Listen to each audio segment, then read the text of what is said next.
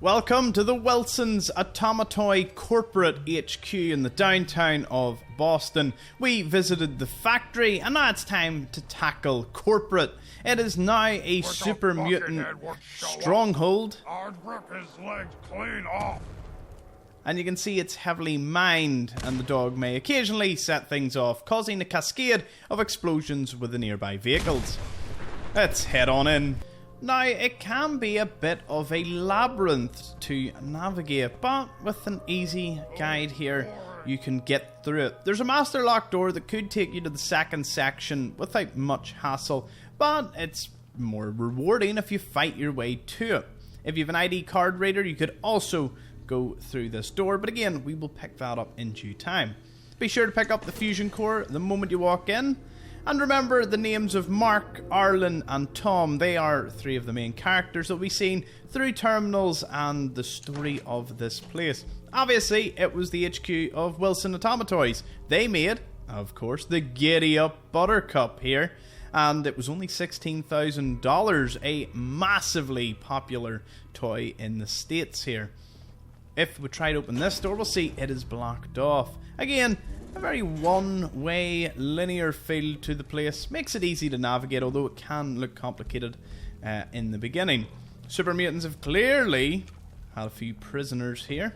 But as I was saying about the Atomatoys, they were swapped over to the SCYTHE Program, meaning they were going to go from building these into the likes of landmines and other ordnance, obviously making massive money and profit off of military contracts. Moving up the stairs, I should mention that all these Giddy Up Buttercups you should take, because if you tell Arland about them, they'll all disappear. So, better in your hands than his, unless you want to be a bit of a hero, but there's no reward for it. Going round the back here, it's a dead end, but it does have a duffel bag that usually contains a lot of good equipment, and in this case, very nice for me. Last time it was just a pipe pistol and some ammo. Okay, we've got a hole in the floor, but not to worry, we'll work our way through the bathroom here. Not too much going on, and I'll bring us into this part. Now, the upstairs is the second section of the building I was talking about. So we'll just keep moseying our way through. Okay, so in here is where we start to listen to holotapes and read some important news. Be sure to pick up the ID card reader, which will get you in through the door. And we can have a read of the Buttercup sales. Paula, Mark wants the Q4 sales forecast revised down again. Mark is, of course, the president of Wilson Atomatoys after his dad stepped down and gave him the reins of the business. Get it? Reins? Because they do Giddy Up Buttercups. Anyway, you still have access to those records. See what you can do. Doesn't seem to matter what the number is, so long as it makes his new project look good. We still on for Friday? Nate and Paula here. Paula being a secretary and Nate is head of marketing. They were on a date, and that will come important later on here. So, reminder that the ID cards, always carry it about. It's an essential part of corporate security, both here and for our factory. While occasional requests for temporary IDs is understandable, repeated incidents will be reported to your supervisor for disciplinary action. Jack Kern, Security. Security Bulletin is to be advised that Mr. Arland Glass is no longer employee of Wilson's Atomatoys. Should you see him on the premises, please notify security immediately. Mark Wilson, President and CEO. Alright, so now that we've got that locked down, Mark's warning is over here next to the operationals terminal, which belonged to Nathaniel Hawk, aka Nate. On his calendar, you can see that he was prepping production estimates, a SCYTHE briefing with the factory ops team, assembly line review with Mark, weekly facilities meeting, then he had lunch with Mark and Alan, which was cancelled, review site slides for a board meeting, then they had the meeting, and then he had a date night with Paula. Very busy. So the site status report. The first phase of the site project is a week ahead of schedule. 2 of the 5 assembly lines have been converted over to site production. The third should be operational by Wednesday. An operations staff briefing has been scheduled for the 10th to the 18th. Line workers will be trained on their new tasks over the next 2 weeks as we conduct test runs of the new equipment. Bearing unforeseen difficulties, production should begin on the 11th of the 1st. And again, another security bulletin regarding Glass. Now, let's listen to Mark's warning to Nate of the operations. Hopefully, no super mutants will talk. Damn it, Nate, we're are you? After today's meeting, it's going to take a miracle to salvage the SCYTHE contract, and you decided to take the evening off? Look, I wanted to keep the old man out of it, but what can I do? He called me out in front of the board. I had to fire him. Where do you stand, Nate? Are you with me or with him? I want you in my office Monday at 9 sharp. We can discuss the contract, or we can discuss your resignation.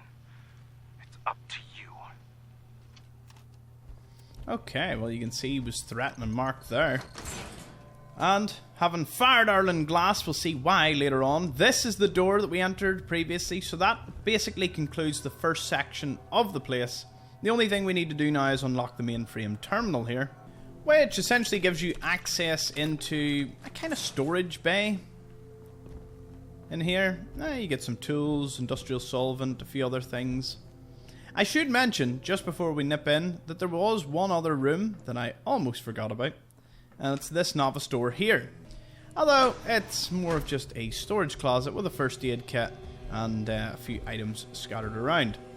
Now that we've got the ID card and we have a bit of story, we can move into the main section. And of course, we'll conclude with the roof.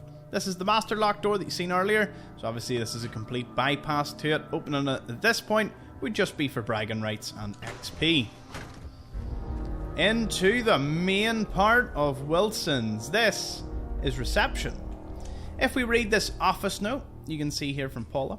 Sorry, Jen, I don't know any more than you do. Arlen was always peculiar, but the old man was the heart and soul of this place. I'm going to miss him. And his daughter too. Marlene was just here the other day. Cutest little thing. I think Nate was just as shocked. He went straight home after the meeting, let out. Forgot all about our date. I'll give him a pass this time. I have a feeling Nate might have known something, but we did get a password there, which we'll need later on. This was a reminder of a board meeting that was taking place on Friday and the 10th of the 22nd at 2 p.m. The board will be joined by Colonel Thomas Nelson, U.S. Army professional, conduct and decorum expected. So obviously Tom is the other character in the story. We'll see him feature briefly later on. A Giddy Up Buttercup can be picked up. And then we've got security itself. If you go in here, you can get another ID card if required. Again, they have a few scattered amongst the place if you need it. And then as for the security terminal, once unlocked, it will give you some logs. We can read it to see what was going on. Log open, morning rounds, no issue. Reported electrical short in machine room. Lunch break, finished upgrades to turret defences. Issued ID to Miss Arland Glass. Notified Mr. Glass she was waiting. Returned the ID and nothing happened. So it's a pretty standard day. Next one, issued temporary ID to Miss Marshall. A memo from Mr. Wilson board meeting. Issued IDs to Atomatoys board. Issued ID to Colonel Nelson. Disturbance reported in boardroom. Mr. Glass escorted from premises twice. Collected visitor IDs. Evening rounds. Escorted Mr. Glass. Notified police. Log closed. The next day, escorted Mr. Glass. Reissued temporary ID to Miss Marshall. Lunch break. And then obviously the bombs fell on that date. Security protocol is that all events are to be logged. Employee and visitors must display their ID at all times and present them upon request. All visitors must be issued with a visitor ID card. When not in use, visitor IDs are to be stored in the filing cabinet in the security office. And then all visitors must be escorted by an employee or member of security at all times. The security bulletin obviously on Arland Glass, and then we have a turret control which you can activate if you're getting a bit of a problem. They may turn on you unless you have activated them. There are 4 grenades in this room. I forgot about that. I always forget about that. And hopefully you don't. But you might. But don't feel bad. Because I did too. So, now that we've cleared that, you can see the entire floor has given way on this side. I would say this would have been open air anyway. You can go into the lecture hall here. There's Nuka-Cola Quantum underneath here, as well as another HQ key. Again, they provide several copies about the place in case you just miss it doing a run. Once this super mutant moves, we can unlock into the office. A pre-war one, mind you. This was Arland Glass's personal one Obviously it was closed off before the bombs fell as he was escorted. Wee reminder on his desk is Marlene coming to his office after school on Thursday around 3:30. I'll stop by 5 to pick her up. Cheryl. Obviously that's Arland's wife. In his calendar you can see he was brainstorming with Mark, but it was cancelled. Material vendor meeting was cancelled. October parent focus group. Sales and marketing review. Cancelled. Product development research went ahead. Lunch with Mark and Nate was cancelled. Product review research, prep presentation, and then at the bottom, board meeting. So, the board meeting, it seems he wasn't even invited to that one, was obviously when he lost the plot, when he discovered about the SCYTHE Program and that his business partner's son, who had taken the reins, Mark, had basically sold the company to the military to fund the war effort.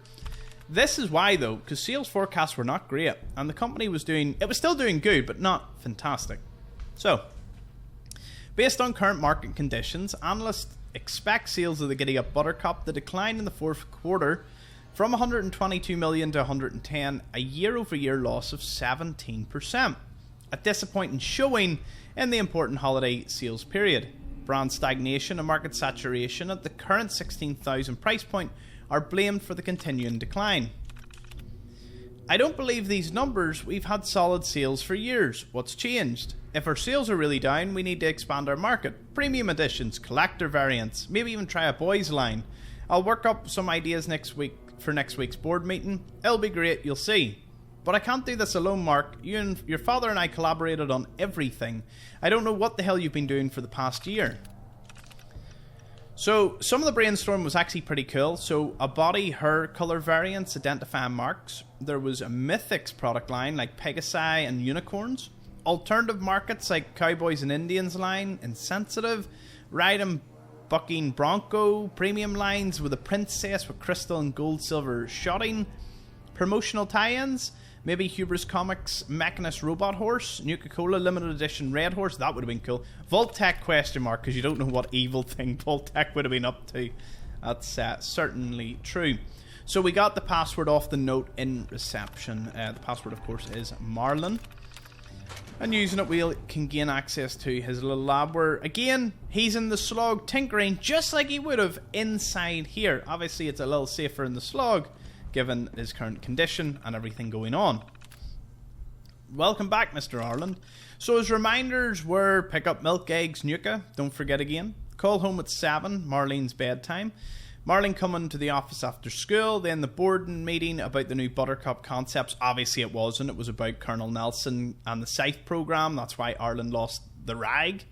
Marlene's birthday, she was 7, still need a card. Wedding anniversary, by card, gift. Trip, check with Jen regarding the vacation calendar. Okay, development log.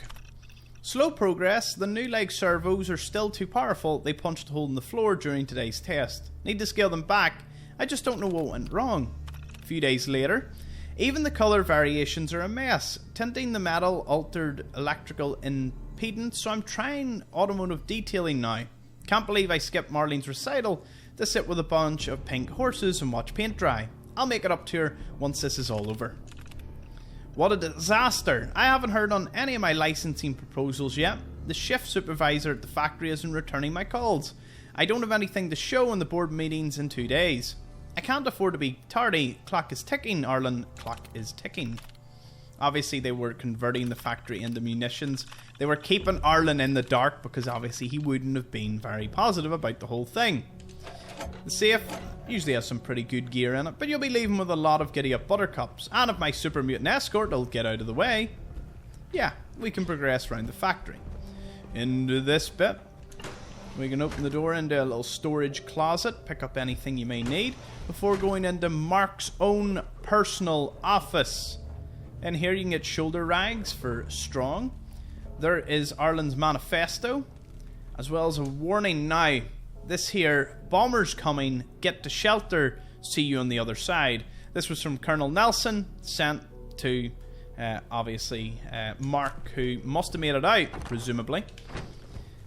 As for the desk, we've got yet another HQ key, as well as a resignation letter, which we'll have a read of. after we use his terminal. This is Mark's. Brainstorm with Arland was cancelled. Lunch with Tom, Colonel Tom. Scythe briefing at the factory ops team. Assembly line review with Nate. Sales and marketing review cancelled. Scythe participants briefing. Lunch with Arland and Nate cancelled. Lunch with Tom. So again, he's pushing more and more towards the SCYTHE program. It's a military contract, a lot of money to be made, and because he wasn't really into the toys business to begin with, Mark is seeing this is the best way forward for his pocket and lining the company's pockets.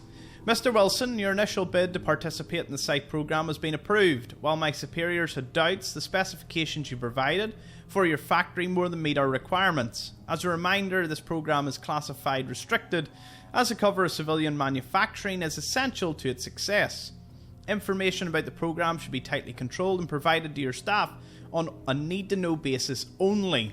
Colonel Thomas Nelson, Director of the SCYTHE Program, Department of the Army Memo, Mark, lunch Monday. So the specifications: the SCYTHE program seeks to repurpose civilian manufacturing infrastructure for covert production of munitions, allowing for rapid military mobilization in the event of a major conventional forces conflict, not nukes obviously.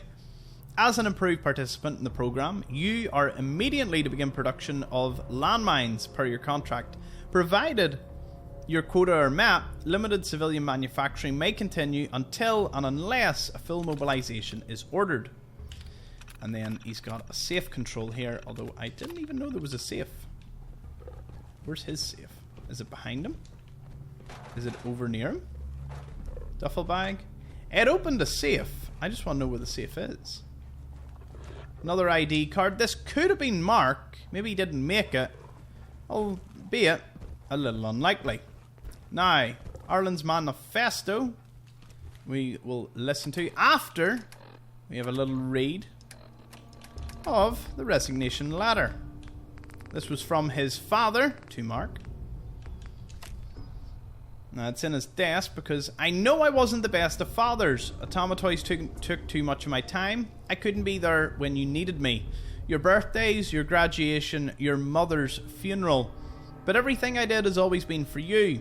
These past few years have been difficult. The toy business didn't come naturally to you, but you've grown into it. You deserve to be the next president of Wilson's Atomatoys. Congratulations, son. You earned it. Sincerely, George Wilson, founder and president of Wilson's Atomatoys. Let's listen to Arland's Manifesto now. Mark, do you know why toys are important? They help children dream. There's a safe. They let them imagine a better future beyond this blasted war. They give them hope. 30 years ago, I met a man who understood that. Your father and I built Wilson Atomatoys on that hope. He poured his life into that hope. And now, you've thrown it all away, sold it in search of a quick profit. It's still not too late. If you won't do it for me, for your father, for the company, then please do it for the children. That's his plea to Mark to obviously change course. He didn't, and it all escalated to Arland being fired and then escorted by security.